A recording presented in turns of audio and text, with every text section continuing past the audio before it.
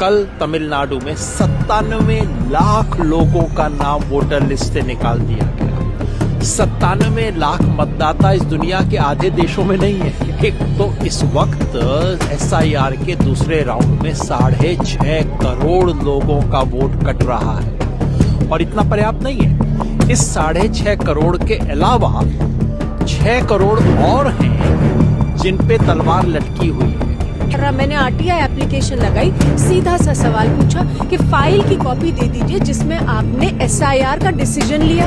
Election commission के principal secretary लिख के दे रहे हैं इलेक्शन कमीशन ने डिसीजन नहीं लिया SIR करने का। देश और देश का अधिकांश मीडिया, आप जैसे लोग अपवाद हैं, इस देश का अधिकांश मीडिया ऐसे देख रहा है जैसे क्रिकेट का स्कोर देख रहे हो। अरे 10 करोड़ लोग जाने वाले हैं इस देश की वोटर लिस्ट से। इन सब चीजों के बारे में चर्चा ना करें, आवाज ना उठाएं तो लोकतंत्र तो बिल्कुल ही खामोश और बिल्कुल खत्म हो ही जाएगा। करूंगा क्योंकि मेरे लिए इस देश के हर व्यक्ति को वोट होना एक पवित्र बात है, चाहे वो बीजेपी का हो, RSS का हो, MIM का हो, जिसका भी वोटर हो। ये पहली बार जनता के मन में ये बात आनी शुरू हुई है। मैं इलेक्शन कमीशन को 40 साल से देख रहा हूँ, रिपोर्ट कर रहा हूँ, वहाँ जाने का भी मौका मिलता था। पहली बार अब सड़क पे लोग कह रहे हैं भाई अंपायर तो नहीं है, तो अंपायर टीम से मिल गया। ये बात पहली बार आई। ये जरूर है कि अभी तक संवैधानिक है या नहीं SIR, उस पर एक प्रश्न चिन्ह है।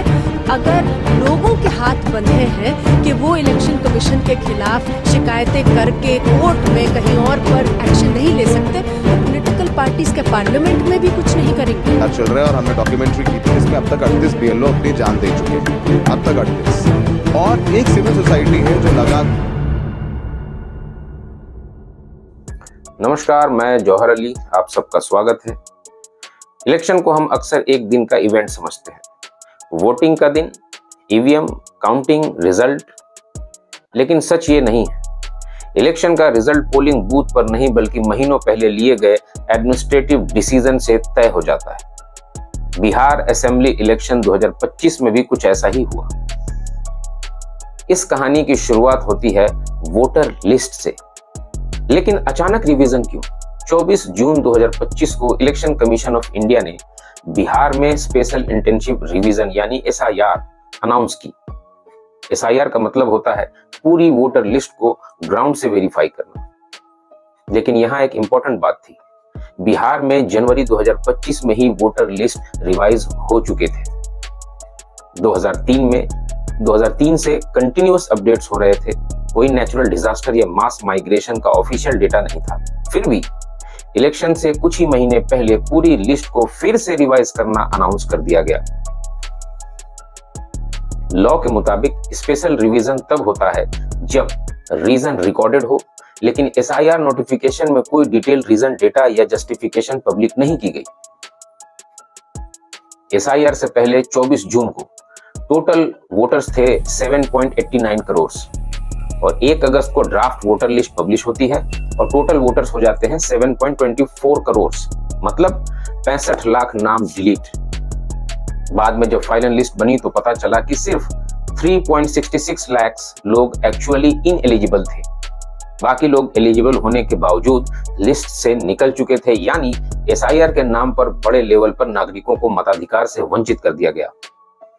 यह डिलीशन किसी एक एरिया तक लिमिटेड नहीं थी, बल्कि पूरे स्टेट में असंतुलित पैटर्न में की गई। इससे मतदाता वर्ग का स्ट्रक्चर भी बदल गया। डिफॉल्ट रूल उल्टा कर दिया गया। पहले वोटर लिस्ट का रूल होता था, नाम लिस्ट में है, वोटर ID है, वैलिड है। लेकिन डिलीट तब होता है जब BLO वेरीफाई करे, मगर SIR प्रोसेस उल्टा हो गया। वोटर को फॉर्म भरना जरूरी था, डॉक्यूमेंट्स देना जरूरी था। अगर फॉर्म या डॉक्यूमेंट्स नहीं मिले तो नाम डिलीट। इसका मतलब यह हुआ कि वोट का हक ऑटोमेटिक नहीं रहा, बल्कि एप्लीकेशन बेस्ड हो गया था। गरीब, प्रवासी, मजदूर और ग्रामीण लोग और उम्रदराज लोग वोटर्स सबसे ज्यादा इस प्रोसेस में कट हुए। इस SIR के खिलाफ सुप्रीम कोर्ट में कई पिटीशन दाखिल की गई। एसोसिएशन फॉर डेमोक्रेटिक रिफॉर्म्स यानी ADR, PUCL और कई MPs, सोशल एक्टिविटीज, उनका कहना था SIR का लीगल बेसिस क्लियर नहीं है, यह सिटीजनशिप वेरिफिकेशन जैसा बन रहा है।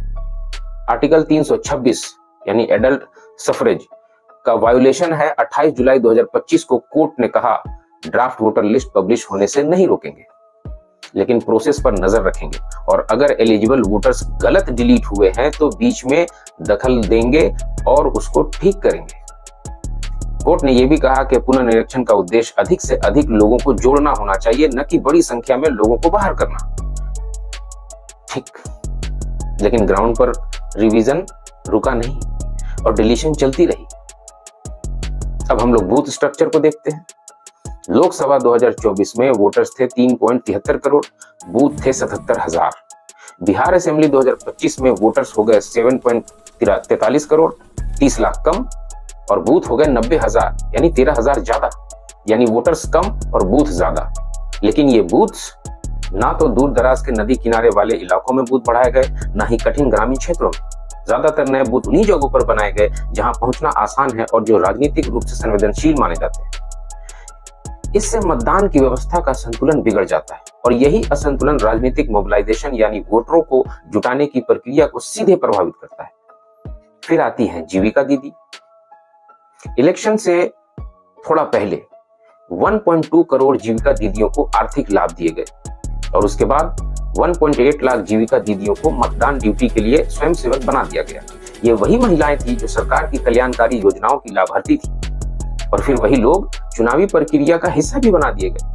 आमतौर पर मतदान ड्यूटी निष्पक्ष और तटस्थ सरकारी कर्मचारियों द्वारा कराई जाती है, लेकिन यहाँ कल्याणकारी नेटवर्क और चुनावी मशीनरी आपस में घुल मिल गई, जिससे निष्पक्षता पर गंभीर सवाल खड़े होते हैं। अब बात करते हैं बूथ लेवल एजेंट्स यानी बीएलए की भूमिका की। बीएलए कोई सरकारी कर्मचारी नहीं होता, बल्कि वह किसी राजनीतिक पार्टी द्वारा नियुक्त किया गया एजेंट होता है, जिसका काम बूथ पर पार्टी के हितों को देखना होता है। जमीनी हकीकत में बीएलए सिर्फ निगरानी तक सीमित नहीं रहता, वह सीधे तौर पर चुनावी माहौल को प्रभावित करता है। वह मतदाताओं को संगठित करता है, पार्टी समर्थकों को बूथ तक लाने की व्यवस्था करता है, स्थानीय सामाजिक नेटवर्क को सक्रिय करता है और जो मतदाता असमंजस में होते हैं उन पर सामाजिक दबाव बनाता है। इस प्रोसेस को बूथ लेवल पोलराइजेशन कहा जाता है। बिहार 2025 में बीएलएस का डिस्ट्रीब्यूशन बैलेंस नहीं था। ये वो खेल है जो आपको समझना चाहिए। कुछ अलायंस के पास ज्यादा ट्रेंड बीएलएस और ज्यादा बूथ लेवल कंट्रोल। जब मार्जिन बहुत छोटे होते हैं तो बीएलए का बूथ लेवल इन्फ्लुएंस रिजल्ट पर सीधा असर डालता है और जब बीएलए को मतदाता सत्यापन की पूरी व्यवस्था में भी सीमित भूमिका मिल जाती है तो मतदाता सूची जैसी तटस्थ प्रक्रिया पर भी राजनीतिक दबाव पड़ने लगते हैं। इसलिए बीएलए की भूमिका सिर्फ मतदान के दिन तक सीमित नहीं रहती, बल्कि यह चुनाव से के पहले पूरे माहौल को आकार देने का काम भी करती है। पोलिंग से पहले और पोलिंग के दिन पर क्या क्या हुआ, अब सवाल ये उठता है कि जब इलेक्शन ऑफिशियली अनाउंस हो चुका, जब मॉडल कोड ऑफ कंडक्ट लग चुका और जब वोटिंग के दिन पास आ गए, तब सिस्टम ने कैसा काम किया।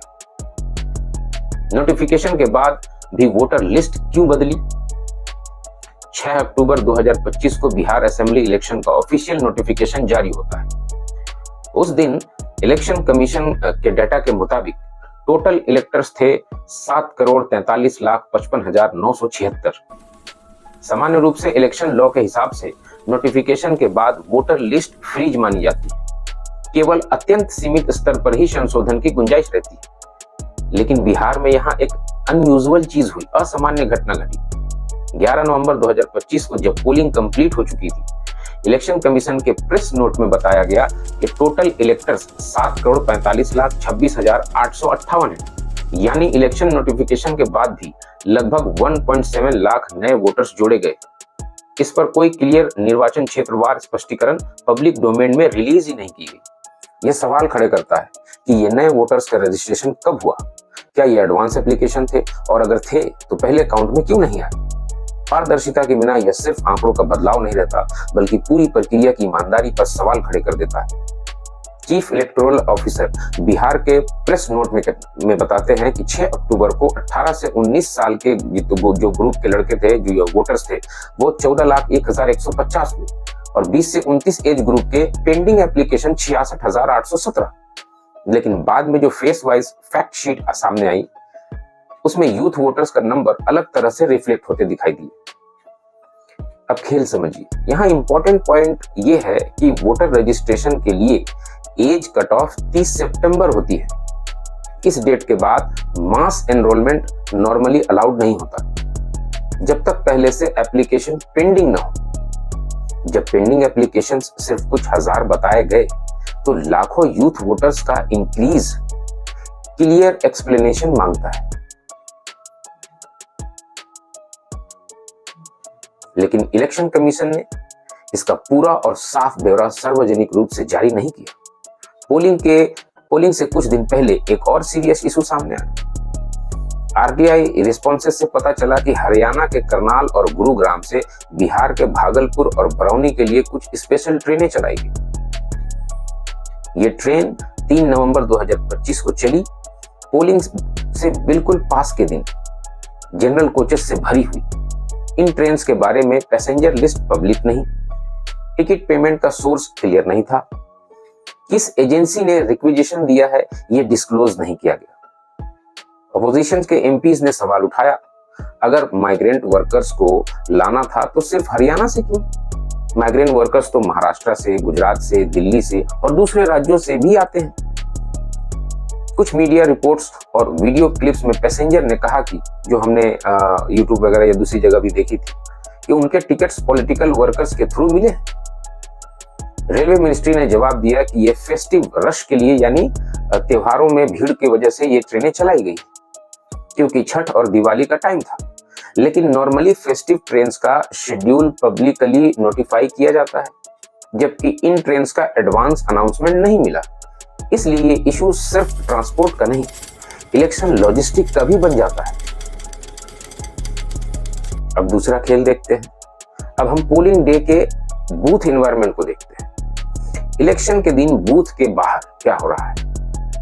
पार्टी वर्कर्स एक्टिव रहते हैं, वोटर्स को रिमाइंड किया जाता है, कम्युनिटी नेटवर्क्स ऑपरेट करते हैं। यहीं पर बूथ लेवल एजेंट्स यानी बीएलए, जिसकी बात मैंने अभी पीछे की थी, का रोल आ जाता है। बीएलए पॉलिटिकल पार्टी का अपॉइंटेड एजेंट होता है जो बूथ पर पार्टी का इंटरेस्ट देखता है। ग्राउंड लेवल पर बीएलए पार्टी के वोटर्स को ट्रैक करता है और अनडिसाइडेड वोटर्स पर सोशल इन्फ्लुएंस डालता है। बूथ के बाहर वर्कर्स के साथ कोऑर्डिनेशन रखता है। यह सब लीगल फ्रेमवर्क के अंदर हो सकता है। लेकिन जब बूथ लेवल कंपटीशन इंटेंस हो तो ये एक्टिविटी वोट पोलराइजेशन का रूप ले लेती है। कुछ पार्टियों के पास ज्यादा बीएलए थे, कुछ के पास कम। इसी वजह से हर बूथ का माहौल अलग अलग हो गया। जब जीत हार का अंतर बहुत कम होता है तब बूथ स्तर पर मतदाताओं को जुटाने की ताकत ही नतीजा तय कर देती है। मतदान के दिन और गिनती से पहले कई जगहों से गड़बड़ियों की खबरें आई। अलग अलग निर्वाचन क्षेत्रों की अलग अलग रिपोर्टें थी। कुछ पोलिंग स्टेशंस पर सीसीटीवी काम नहीं कर रहे थे। वीवीपैट यूनिट्स ओपन कंडीशन में रखी हुई दिखी। स्ट्रांग रूम्स के बाहर संदिग्ध गाड़ियां खड़े दिखाई दिए। कुछ जगह पर अनऑथोराइज्ड लोग मूवमेंट में देखे गए। आमतौर पर ईवीएम और वीवीपैट की सुरक्षा के लिए कड़े नियम होते हैं। केंद्रीय सुरक्षा बल तैनात रहते हैं और लगातार निगरानी की जाती है। लेकिन जब इन व्यवस्थाओं में कमी की बातें मीडिया और पर्यवेक्षकों के जरिए सामने आई तो इलेक्शन कमीशन ने इस पर कोई विस्तृत सार्वजनिक जांच रिपोर्ट जारी नहीं की। अलग अलग देखो तो ये छोटी गलतियां लग सकती है, लेकिन जब एक ही चुनाव में कई जगहों पर ऐसी खबरें आती है तो पूरी प्रक्रिया की ईमानदारी पर सवाल खड़े हो जाते हैं। मतदान प्रतिशत यानी टर्नआउट क्यों बदला? मतदान के बाद आमतौर पर टर्नआउट प्रतिशत को अंतिम माना जाता है, लेकिन बिहार में ऐसा नहीं हुआ। पहले चरण के बाद सीईओ बिहार ने टर्नआउट लगभग 64.4% बताया, लेकिन बाद में इलेक्शन कमीशन के आंकड़ों में यह थोड़ा बढ़ गया। दूसरे चरण में भी यह एक टर्नआउट बताया गया और अगले दिन प्रेस नोट में कुल टर्नआउट को और बढ़ा हुआ दिखाया।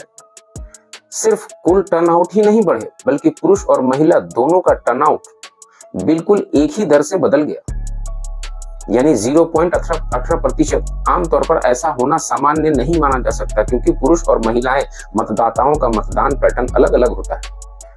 आंकड़ों के जो जानकार हैं उनके मुताबिक पुरुष और महिला मतदाताओं का टर्नआउट एक ही दर से बढ़ना आम बात नहीं है क्योंकि दोनों का मतदान व्यवहार अलग अलग होता है। इसके बावजूद इलेक्शन कमीशन ने यह नहीं बताया कि ये देर से जुड़े आंकड़े किस किस बूथ से और कैसे आए।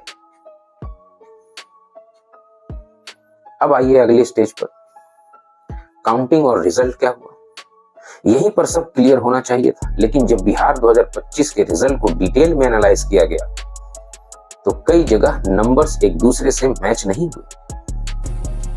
ईवीएम और पोस्टल बैलेट दो अलग अलग ट्रेंड में इलेक्शन होता है। इलेक्शन में दो तरह के वोट्स होते हैं, ईवीएम वोट्स जो पोलिंग बूथ पर पड़ते हैं और पोस्टल बैलेट्स जो आर्मी, ड्यूटी स्टाफ और कुछ स्पेशल कैटेगरीज के लिए होते हैं।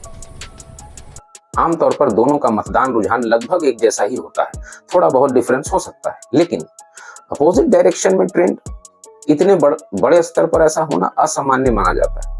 लेकिन बिहार 2025 में डेटा कुछ और ही दिखाता है। टोटल सीट 243, इनमें से 120 सीट पर जो कैंडिडेट ओवरऑल जीता उसने पोस्टल बैलेट काउंटिंग पर हार झेली, यानी ईवीएम में जीत, पोस्टल बैलेट में हार।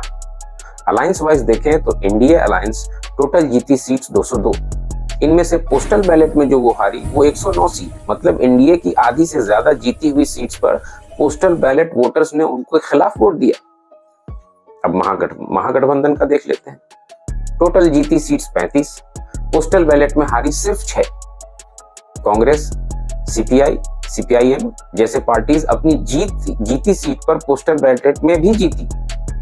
इसका मतलब यह हुआ कि पोस्टल बैलेट वोटर्स का ओवरऑल मूड एनडीए के पक्ष में नहीं था, लेकिन ईवीएम रिजल्ट ने पिक्चर पलट दी। इतने बड़े स्तर पर यह अंतर आंकड़ों के हिसाब से काफी महत्वपूर्ण माना जाता है। सीट वाइज पैटर्न क्या बताता है वो भी देखते हैं। अगर हम सीट वाइज देखें तो क्लियर पैटर्न दिखता है। एनडीए ने मेजॉरिटी सीट्स पर पोस्टल बैलेट में हार के बाद भी जीत हासिल कर ली और महागठबंधन के साथ ऐसा बहुत कम हुआ। इसका मतलब यह हुआ कि नतीजा तय करने में पोस्टल बैलेट नहीं बल्कि सिर्फ ईवीएम के वोट ही निर्णायक बन गए। और जब पोस्टल बैलेट और ईवीएम के रुझान अलग अलग दिशा में जाते हैं तो साफ साफ जांच और पारदर्शिता की जरूरत और भी बढ़ जाती है और हम जीत और हार के अंतर पर नजर डालते हैं। यह आंकड़े का खेल है, जरा समझिए। बिहार 2025 में कई सीट्स ऐसी थी जहां जीत और हार का difference 0 votes, 2 votes, 5 votes, 27 votes, 95 votes और इसी तरह के कुछ। आइए कुछ हम उसके उदाहरण देखते हैं। जैसे कुरहनी और राजगीर दोनों पर एग्जैक्टली 1,07,811 वोट्स और अगियाव में देखें तो 95 वोट्स का मार्जिन। ऐसी ही 30 सीट जहां मार्जिन 0 से 15 वोट्स के बीच था। बीजेपी ने जीती 21 सीट, जदयू ने जीती 8 सीट और एलजेपी ने जीती 1 सीट। जहां मुकाबला बहुत कड़ा था वहां पर भी ज्यादा जीत एक ही तरफ। और आमतौर पर ऐसा होना सामान्य नहीं होता, इसलिए विशेषज्ञ इस पर सवाल उठाते हैं। काउंटिंग डेटा में मिसमैच हुआ। काउंटिंग के डेटा को दो तरह से पब्लिश किया जाता है, निर्वाचन क्षेत्र के हिसाब से कुल वोट और पुरुष महिला के हिसाब से कुल वोट। दोनों का जोड़ एक जैसा होना चाहिए, लेकिन बिहार के ऑफिशियल डेटा में फेज 1 में 758 वोट का मिसमैच पाया गया और फेज 2 में 943 वोट्स का मिसमैच पाया गया। यानी पुरुष और महिला मतदाताओं के वोट जोड़ने पर भी कुल वोटों की संख्या से मेल नहीं खा रही थी। ये फैंटम वोट्स का डाउट पैदा करता है, क्योंकि हर वोट किसी न किसी कैटेगरी में काउंट होना चाहिए और जब सीट्स का मार्जिन 20 से 100 वोट्स का हो तो 700 से 900 वोट का मिसमैच ये रिजल्ट को इफेक्ट कर सकता है। और वो हुआ भी, जहां हटाए गए मतदाताओं की संख्या जीत के अंतर से कहीं ज्यादा थी। अब यहाँ एसआईआर और रिजल्ट का डायरेक्ट लिंक समझना बहुत जरूरी है। कुछ निर्वाचन क्षेत्र में जीत का अंतर सिर्फ कुछ दर्जन वोट का था, लेकिन एसआईआर के दौरान 20,000 से ज्यादा मतदाताओं के नाम हटाए गए थे। उदाहरण के तौर पर संदेश में देखें तो मार्जिन 27 वोट्स का था और मिटाए गए वोटर्स 25,062। अगियाव में मार्जिन 95 वोट का और डिलीट हुए वोटर्स 20,316। नाबीना नगर में मार्जिन 112 वोट का और डिलीट हुए वोटर्स 24,530। यहाँ एक सिंपल लॉजिक अप्लाई होता है। अगर ये जितने भी मिटाए गए वोटर्स में से सिर्फ 1% लोग भी वोट कर देते तो बिहार इलेक्शन का रिजल्ट कुछ और हो जाता। इसलिए यहाँ मामला मतदान में गड़बड़ी का नहीं बल्कि पहले से ही मतदाता वर्ग को बदल देने का बन जाता है। वोट देने से पहले ही वोट देने वाले लोग को लिस्ट से निकाल दिए गए। बैलेट खारिज किए जाने का क्या असर पड़ा? कई सीट पर पोस्टल बैलेट्स काफी ज्यादा रिजेक्ट हुए। उदाहरण के तौर पर हाजीपुर में 855 पोस्टल बैलेट्स को रिजेक्ट कर दिया गया, बाबूबरही में 679, डुमराव में 637। नॉर्मली पोस्टल बैलेट्स रिजेक्ट होते हैं अगर फॉर्म में गलती हो तो या सिग्नेचर मिसमैच हो जाए, लेकिन हर निर्वाचन क्षेत्र के हिसाब से जांच की रिपोर्ट सार्वजनिक रूप से जारी नहीं की गई, इसलिए ये क्लियर नहीं हो पाता है कि रिजेक्शन रूल्स यूनिफॉर्मली अप्लाई हुए या नहीं। क्या किसी एरिया में ज्यादा सख्ती दिखाई दी? एसआईआर के बाद बताया गया कि कुल मतदाता करीब 7.42 करोड़ है। फिर चुनाव की अधिसूचना के समय यह संख्या हो गई 7.43 करोड़। सर्विस वोटर और मतदान के बाद यह बढ़कर 7.45 करोड़ बताई गई। यानी वोटिंग हो जाने के बाद भी मतदाताओं की कुल संख्या बदलती रही। सिर्फ मतदाता संख्या ही नहीं, टर्नआउट प्रतिशत भी बदल गया। पहले 66.91 और अगले दिन 67.13। ये दोनों बातें मिलकर यह शक पैदा करती है कि कहीं ज्यादा वोट तो नहीं गिने गए, क्योंकि आमतौर पर मतदान के बाद मतदाताओं की संख्या और टर्नआउट स्थिर रहते हैं। क्या ये बिहार मॉडल को पूरे देश में लागू किया जा रहा है? क्या जो बिहार में हुआ वो सिर्फ एक स्टेट तक सीमित रहेगा, या फिर ये एक ऐसा मॉडल बन चुका है जो दूसरे राज्यों में भी रिपीट किया जा सकता है या रिपीट हो रहा है? और इस पूरे प्रोसेस का सबसे बड़ा बोझ किन लोगों पर पड़ा, ये बहुत बड़ा सवाल है। बिहार मॉडल को दूसरे स्टेट्स में लाने की तैयारी चालू है और वो हो भी रहा है। जैसे इसके बाद ही कुछ स्टेट्स में भी स्पेशल इंटेंसिव रिवीजन एसआईआर जैसी प्रोसेस शुरू कर दी गई। सितंबर से अक्टूबर 2025 के दौरान वेस्ट बंगाल में, तमिलनाडु में, गुजरात में, मध्य प्रदेश जैसे राज्यों में वोटर लिस्ट वेरिफिकेशन के नए ड्राइव्स, स्पेशल कैंपेन्स और डेटा क्लीनिंग एक्सरसाइज अनाउंस हो गए। सिविल सोसाइटी ग्रुप्स ने इस ट्रेंड को बिहार एक्सपेरिमेंट का एक्सपेंशन कहा। उनका कहना था अगर बिहार में 8% से ज्यादा वोटर्स डिलीट हो सकते हैं तो नेशनल लेवल पर यह नंबर करोड़ों तक पहुंच सकता है। और आप सोच रहे हैं 140 करोड़ का 8-9%। इसलिए यह सिर्फ बिहार का इशू नहीं है, बल्कि पूरे देश के इलेक्टोरल सिस्टम का इशू बन जाता है। और इस सब सिस्टम का सबसे कमजोर और सबसे जरूरी लिंक बूथ लेवल ऑफिसर यानी बीएलओस, वोटर लिस्ट सिस्टम का बैकबोन होता है। ये जनरली होते हैं school teachers, anganwadi workers, local clerical staff. SIR के दौरान बीएलओस को जो काम दिया गया, डोर टू डोर वेरिफिकेशन, पहले से भरे हुए फॉर्म्स डिस्ट्रीब्यूट और कलेक्ट करना, डॉक्यूमेंट्स चेक करना, डिजिटल ऐप पर डेटा को अपलोड करना, और टारगेट्स जो थे वो बहुत ही स्ट्रिक्ट दिए गए क्योंकि डेली लेवल पे उसको कंप्लीट करना है। प्रॉब्लम ये थी कि टाइमिंग लिमिटेड थी, डिजिटल सिस्टम बार बार फेल हो रहे थे, सर्वर डाउन हो रहे थे, टाइम एक्सट्रीमली कम दिया गया, पॉपुलेशन डेंसिटी बहुत हाई है बिहार की। इन सब के बीच बीएलओस पर एडमिनिस्ट्रेटिव प्रेशर भी बहुत था। अगर टारगेट कंप्लीट नहीं हुए तो डिसिप्लिनरी एक्शन का डर, सस्पेंशन का डर, डिपार्टमेंटल इंक्वायरी का डर, और इस प्रेशर में क्वालिटी वेरिफिकेशन प्रैक्टिकल पॉसिबल तो नहीं लगता है। या आपको लगता है कि ऐसा हो पाएगा? बीएलओस पर इसका क्या असर पड़ा? इस इंटेंसिव वर्कलोड और प्रेशर का ह्यूमन इंपैक्ट भी सामने आया। नवंबर और दिसंबर 2025 के बीच अलग अलग राज्यों में रिपोर्ट्स आई। कुछ बीएलओस ड्यूटी के दौरान कोलैप्स हो गए, कुछ को सीवियर हार्ट रिलेटेड प्रॉब्लम्स हुई, कुछ केस में मेंटल स्ट्रेस के चलते ट्रेजिक डेथ्स की रिपोर्ट्स भी सामने आई।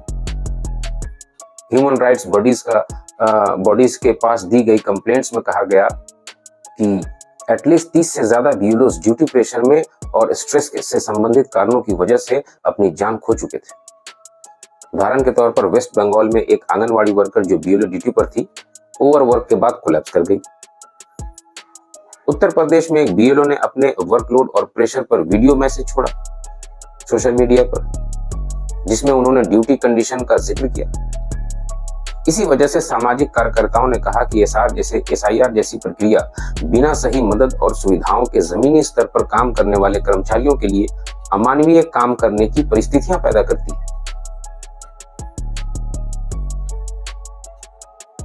इंडियन कॉन्स्टिट्यूशन के मुताबिक आर्टिकल 324 इलेक्शन कमीशन को इलेक्शन कंडक्ट करने का पावर देता है, मगर आर्टिकल 327 और 328 कहते हैं कि इलेक्शन लॉज बनाने का पावर सिर्फ पार्लियामेंट और स्टेट लेजिस्लेचर के पास होता है।